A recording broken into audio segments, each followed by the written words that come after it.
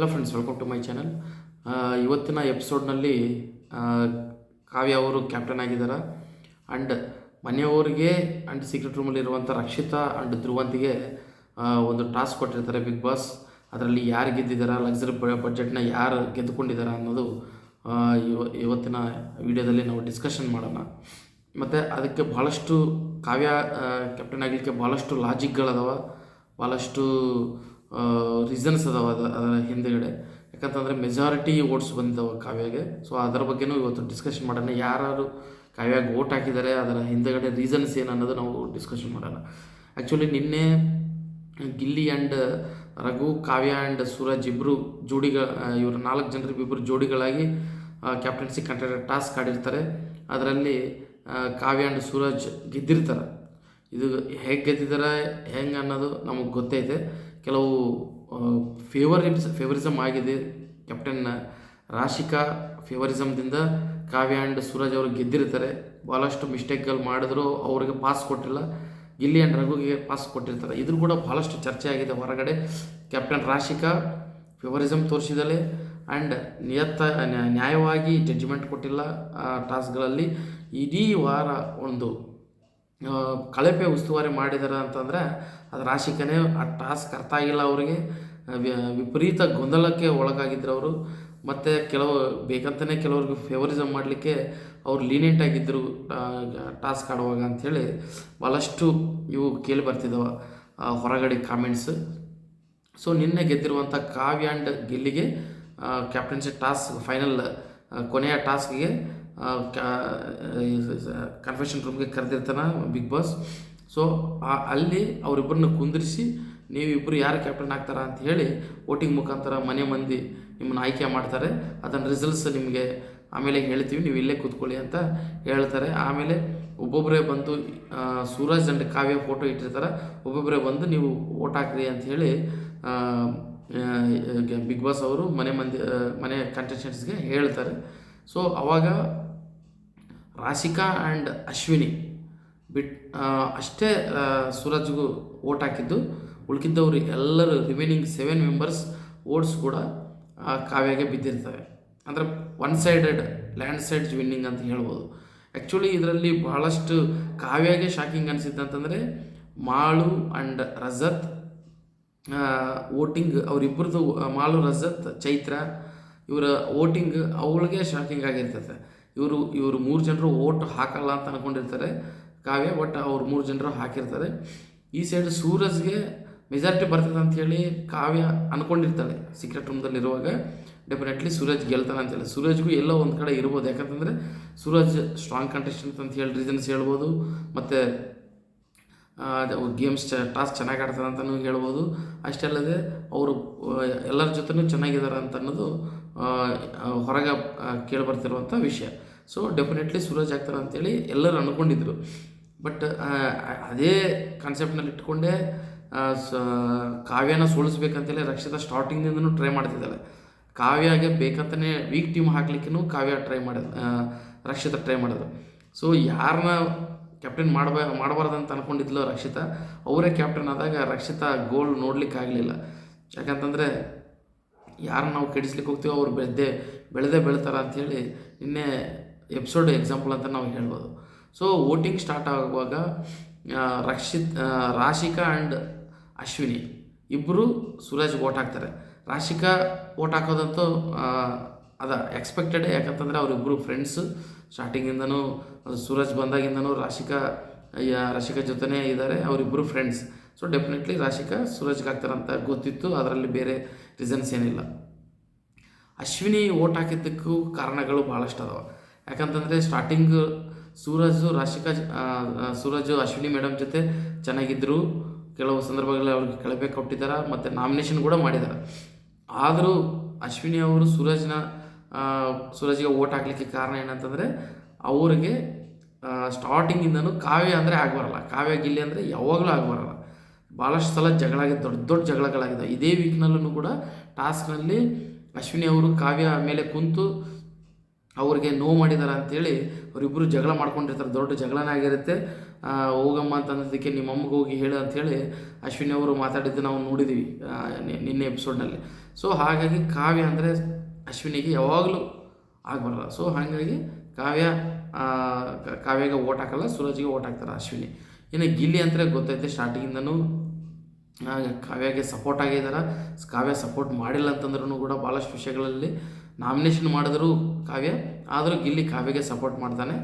ಅವಳು ಡಿಸಿಷನ್ಸ್ ಚೆನ್ನಾಗಿರ್ತವೆ ಮತ್ತು ಸ್ಟ್ರಾಂಗ್ ತನ್ನ ಸ್ಟ್ಯಾಂಡನ್ನ ಸ್ಟ್ರಾಂಗ್ ಆಗಿ ತೊಗೊತಾಳೆ. ಮತ್ತು ಕ್ಯಾಪ್ಟನ್ಸಿ ಕಂಟೆಂಟ್ ಟಾಸ್ಕ್ನಲ್ಲೇ ಆಗಲಿ ಮತ್ತು ಮನೇಲಿ ಯಾವ ಟಾಸ್ಕ್ಗಳಾದರೂ ಯಾರ ಸಪೋರ್ಟನ್ನು ಕೇಳೋಂಗಿಲ್ಲ, ತಾನೇ ಇಂಡಿಪೆಂಡೆಂಟಾಗಿ ಗೇಮ್ ಆಡಿದಲೆ ಸ್ಟ್ರಾಂಗ್ ಕಂಟೆಸ್ಟೆಂಟ್ ಅವಳು ಅಂಥೇಳಿ ಗಿಲ್ಲಿ ಕಾವ್ಯಗೆ ಓಟ್ ಹಾಕ್ತಾನೆ. ರಘುನೂ ಅದನ್ನೇ ಹೇಳ್ತಾರೆ, ಕ್ಯಾಪ್ಟನ್ಸಿ ಕಂಟೆಂಟ್ ಟಾಸ್ಕ್ನಲ್ಲಿ ಆ ಡ್ರಮ್ ಟಾಸ್ಕ್ನಲ್ಲಿ ನಾನು ಡಿಫೆಂಡ್ ಮಾಡ್ಕೊತಾ ಇದ್ರೂ ನನಗೆ ಸುಸ್ತಾಗೋ ಥರ ಅವಳು ಫೈಟ್ ಮಾಡಿದ್ಲಿ, ಇವಳು ಗಿವ್ ಅಪ್ಪೇ ಮಾಡ್ತಿಲ್ಲಲ್ಲಪ್ಪ ಅಂಥೇಳಿ ನನಗೆ ಅನ್ನಿಸ್ತು ಅಂಥೇಳಿ ರಘು ಅವರು ಕಾವ್ಯಗೆ ಓಟ್ ಹಾಕ್ತಾರೆ.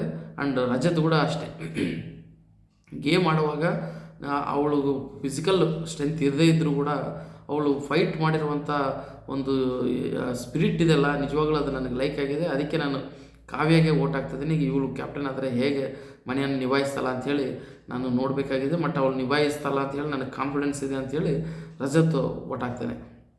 ಆಮೇಲೆ ಮಾಲೂ ಅದನ್ನೇ ಹೇಳ್ತಾರೆ, ಈ ಥ್ರೂ ಔಟ್ ವೀಕ್ ಆಗಿರುವಂಥ ಗೇಮ್ಸ್ ಏನಿದಾವಲ್ಲ ಆ ಗೇಮ್ಸ್ನಲ್ಲಿ ಕಾವ್ಯ ಇಟ್ಟಿರುವಂಥ ಎಫರ್ಟ್ ಏನೈತೆ ಅದು ನಿಜವಾಗ್ಲೂ ಅಪ್ರಿಷಿಯೇಟ್ ಮಾಡಬೇಕು ಅಂಥೇಳಿ ಮಾಲು ಕೂಡ ಕಾವ್ಯಗೆ ಓಟ್ ಹಾಕ್ತಾನೆ. ಚೈತ್ರ ಕೂಡ ಕಾವ್ಯಗೆ ಓಟ್ ಹಾಕ್ತಾರೆ.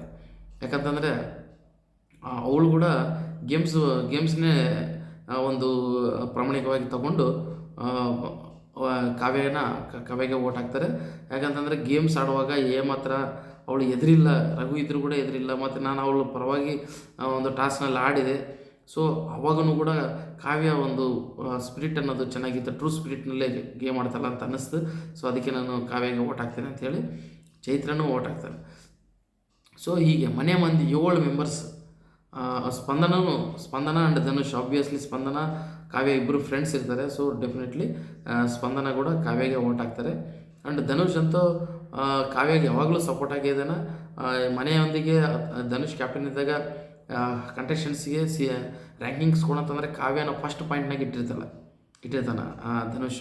ಯಾಕಂತಂದರೆ ಧನುಷ್ ಪ್ರಕಾರ ಕಾವ್ಯ ಡಿಸಿಷನ್ಸ್ ಚೆನ್ನಾಗಿ ತೊಗೊತಾಳೆ ಆ್ಯಂಡ್ ಗೇಮ್ ಚೆನ್ನಾಗಿ ಆಡ್ತಾಳೆ ಮತ್ತು ಯಾರ ಮೇಲೂ ಡಿಪೆಂಡ್ ಆಗಲ್ಲ ಅನ್ನೋದು ಧನುಷ್ ಇಂಟೆನ್ಷನ್. ಸೊ ಆವಾಗ ರ್ಯಾಂಕಿಂಗ್ಸ್ನಲ್ಲಿ ಫಸ್ಟ್ ನಂಬರ್ ಕೊಟ್ಟಿದ್ದ, ಈಗಲೂ ನಿನ್ನೆ ಕ್ಯಾಪ್ಟನ್ಸ್ ಆಗಲಿಕ್ಕೆ ಕಾವ್ಯಗೆ ಓಟ್ ಹಾಕಿದ್ದಾನೆ.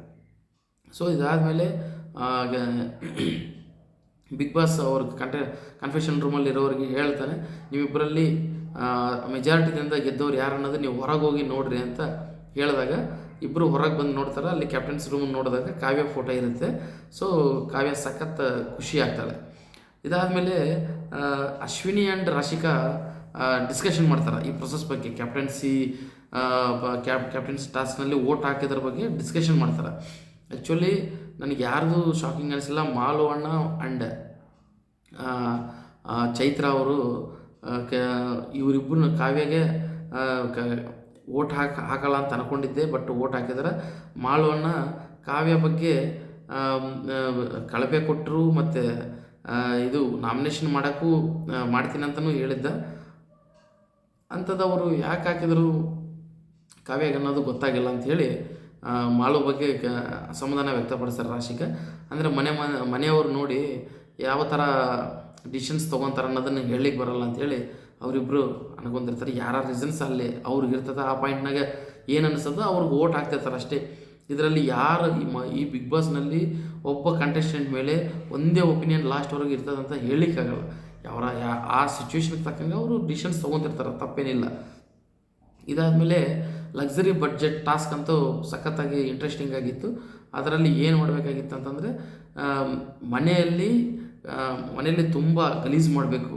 ಸೀಕ್ರೆಟ್ ರೂಮಲ್ಲಿರುವಂಥ ರಕ್ಷಿತಾ ಆ್ಯಂಡ್ ಧ್ರುವಂತಿಗೆ ಬಿಗ್ ಬಾಸ್ ಟಾಸ್ಕ್ ಕೊಟ್ಟಿರ್ತಾನೆ. ಮನೆಯನ್ನು ಇದು ಮಲ್ಕೊಳ್ಳೋ ರೂಮ್ ಬಿಟ್ಟು, ಬೆಡ್ರೂಮ್ ಬಿಟ್ಟು ಆ್ಯಂಡ್ ಗಾರ್ಡನ್ ರೂಮ್ ಬಿಟ್ಟು ಉಳ್ಕಿದ್ದ ಜಾಗ ಎಲ್ಲವನ್ನು ಗಲೀಜು ಮಾಡಬೇಕು. ಆ ಗಲೀಜನ್ನು ರಿಮೈನಿಂಗ್ ಹೌಸ್ಮೇಟ್ಸ್ 10 ಮಿನಿಟ್ಸ್ನಲ್ಲಿ ಕ್ಲೀನ್ ಮಾಡಿದರೆ ಅವರು ಲಕ್ಸರಿ ಬಡ್ಜೆಟ್ ಟಾಸ್ಕ್ನ ಕೇಳ್ತಾರೆ. ಇಲ್ಲಾಂತಂದರೆ ಧ್ರುವಂತ್ ಅಂಡ್ ರಕ್ಷಿತಾ ಗೆಲ್ತಾರೆ ಅಂತೇಳಿ ಬಿಗ್ ಬಾಸ್ ಅನೌನ್ಸ್ ಮಾಡ್ತಾನೆ. ಸೊ ರಕ್ಷಿತಾ ಅಂತಾಳೆ, ನನಗೆ ಲಕ್ಸುರಿ ಬಡ್ಜೆಟ್ ಟಾಸ್ಕ್ ಇಂಪಾರ್ಟೆಂಟ್ ಅಲ್ಲ, ಬಟ್ ಇದ್ರಾಗ ನನಗೆ ಗೆಲ್ಲಬೇಕು ಅನ್ನೋದು ಅವಳು ಇಂಟೆನ್ಷನ್ ಇರುತ್ತೆ. ಸೊ ಹೋಗಿ ಧ್ರುವಂತ್ ಅಂಡ್ ರಕ್ಷಿತಾ ಸಿಕ್ಕಾಪಟ್ಟೆ ಗಲೀಜಂತ ಪೂರ್ತಿ ಗಲೀಜು ಮಾಡಿಬಿಡ್ತಾರೆ.